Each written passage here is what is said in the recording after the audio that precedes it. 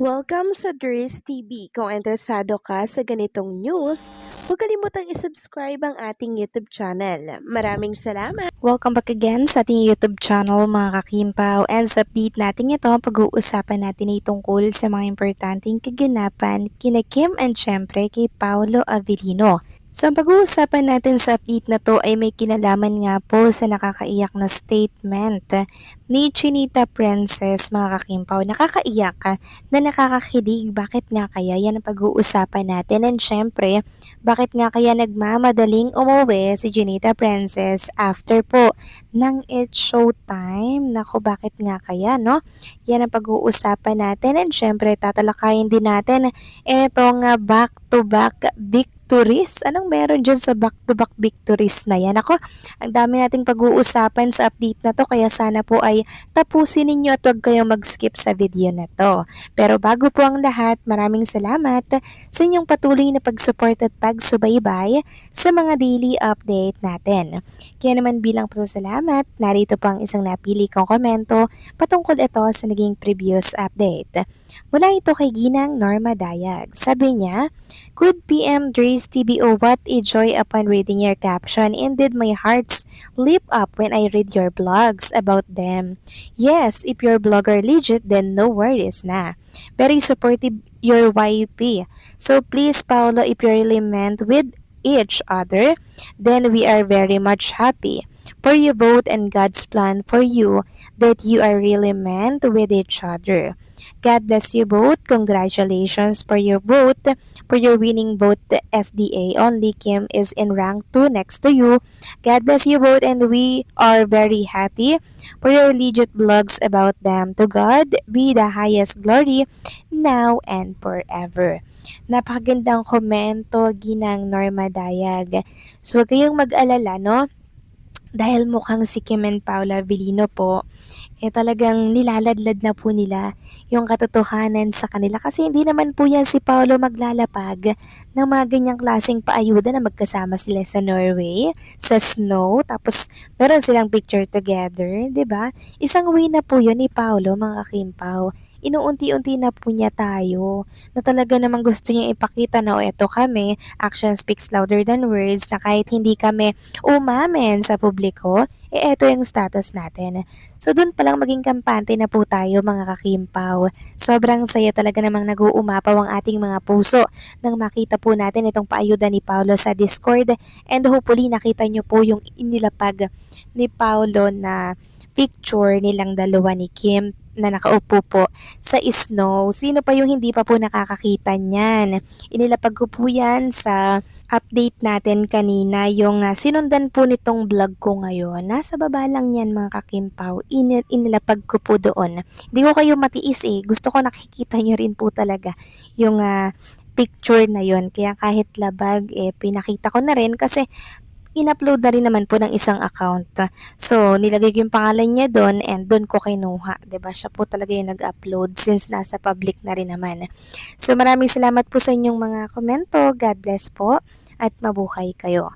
So, ito na nga pag-usapan na natin, mga kakimpa, mga topic po na nakalap natin sa update na to. At unahin na nga natin pag-usapan ito po nga back-to-back victories na tinutukoy natin kanina lamang. So bakit kaya back-to-back? Anong meron?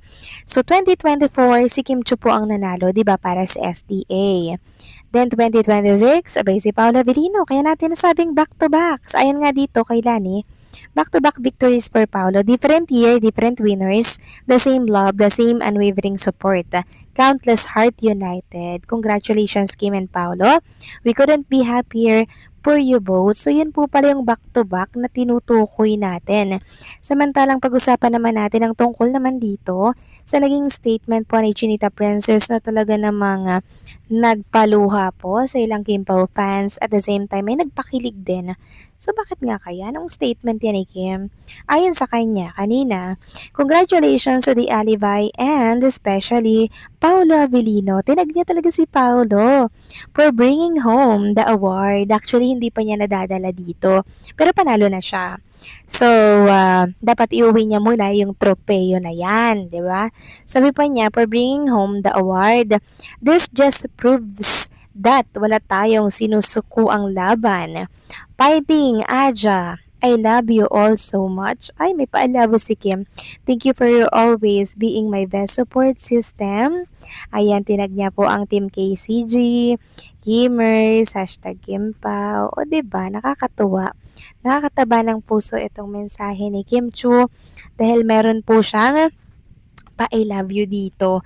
Para saan yan? Sa ating lahat? Or kasama dito si Paolo? Basta lahat na yan mga kakimpaw. Basta may mensahe si Paolo, ay si Kim at Paolo, tama. Si Paolo nagmensahe kanina.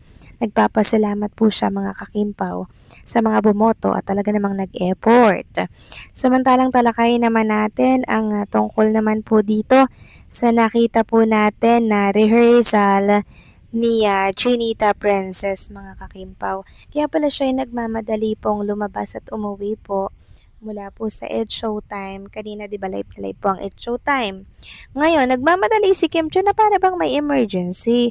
Yun pala po ay papunta dito sa rehearsal para yan sa ASAP Australia. Na kung saan makikita nga dito na talaga namang puspusa na po yung kanyang pag-ensayo para po sa kanyang magiging production number na talaga namang mukhang pasabog na naman po mga kakimpaw. Ayan pa nga po, makikita natin na nakaupo po sa floor si Kim Chu and talagang nag-iensayo po siya sa mga pasabog. So sana makita rin natin dito yung isa sa mga magiging rehearsal nila ni Paolo Avellino para sa ASAP Australia na kung saan ay magpapakilig po ng husto sa mga Kimpaw fans, sa mga supporter ni Kim Chu dyan po sa Australia. Nako, for sure may pupunta na naman pong mga Kimpaw fans na mula po sa Pilipinas, pupunta ng Australia. O 'di ba? Ang yayaman, mapipera mga kakimpaw. Talagang wala sa kanila yung pera. Basta sila isosuporta. Kahit mawalan sila ng pera, talagang ibubuhos nila yan. Ganyan po sila katinding magmahal at magsuporta no, kay Kim and Paolo. Talagang to the highest level. And kahapon pa nga lang po, sa botohan sa SDA, talagang tinotodo po nila. Ubusan po talaga ng pera mga kakimpaw.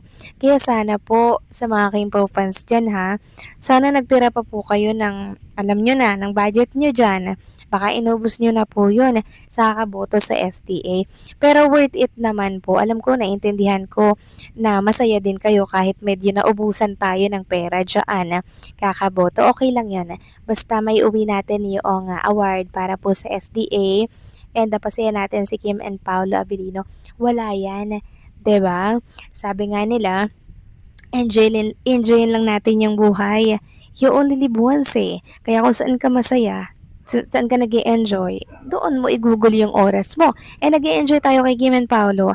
Kaya, alam nyo na mga kakimpaw, hindi tayo mapapagod sumuporta sa mga event nila. O, di ba mga kakimpaw, nakakatuwa yung mga ganyang supporters. Kaya mabuhay po kayong lahat mga kakimpaw. So, paano hanggang dito na lamang po yung update natin at maraming salamat po sa inyong patuloy na pagsuporta.